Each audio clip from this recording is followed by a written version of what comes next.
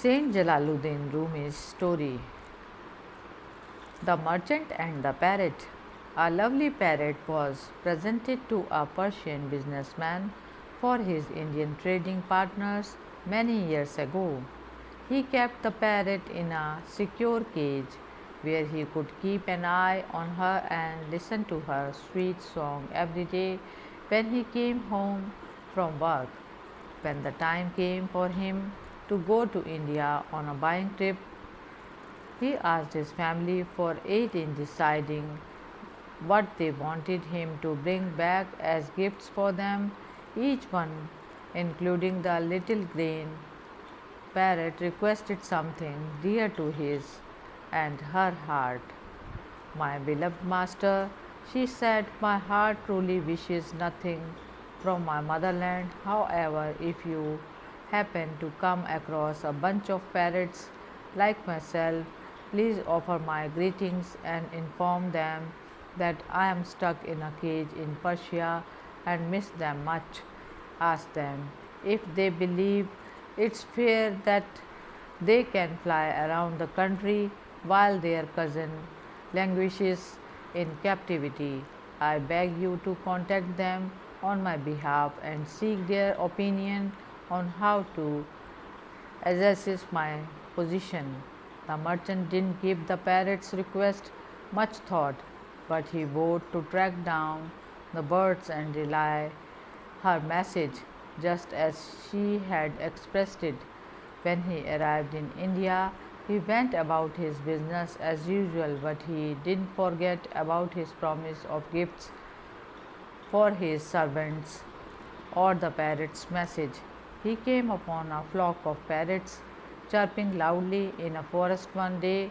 While moving from one town to the next, he came to a complete stop and faithfully conveyed his parrot's message. But before he could finish, one of the parrots began to shiver uncontrollably, tumbling off the limb he had been perched on and dying instantly. The merchant dashed to save the parrot, but the small parrot appeared to be dead. He became disturbed, feeling a deep sense of sorrow that he had unnecessarily killed the unfortunate bird.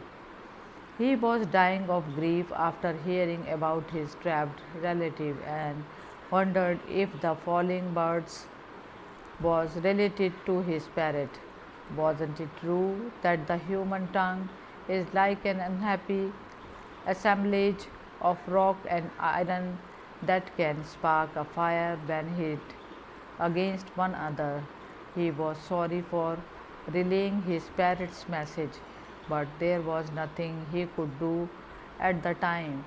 So he continued with his task till they were completed, then returned home.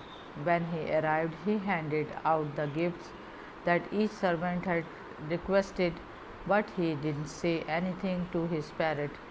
The bird, who had been waiting for her mate's responses with bated breath, finally could not take it any longer and asked the merchant, so, where is my gift? Tell me about the Indian parrots. What did you see and hear from them? I had rather forget, said the merchant solemnly. What's the matter, master? Can you tell me why your face is so long? He hesitantly continued. I relayed your story to a flock of parrots in the woods. However, before I could finish, one of them began to tremble and suddenly fell from the tree, dying. I will never be able to forgive myself for killing the poor bird. But what is the point?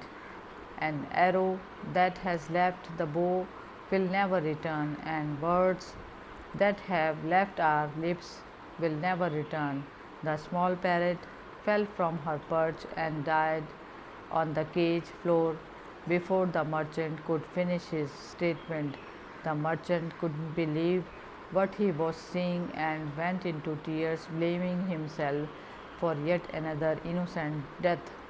He got agitated, cursing and repenting, unable to fathom what was going on. He paced back and forth, his gaze fixed on his bird, who lay unmoving on a heap of leaves on the floor of her beautiful cage.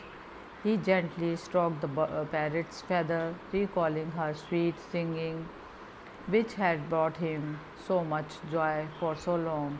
After some time, the merchant nervously unlocked the delicate cage door and carefully lifted up the bird, carrying her to the garden and resting her on the ground while he dug a cemetery for her to be buried.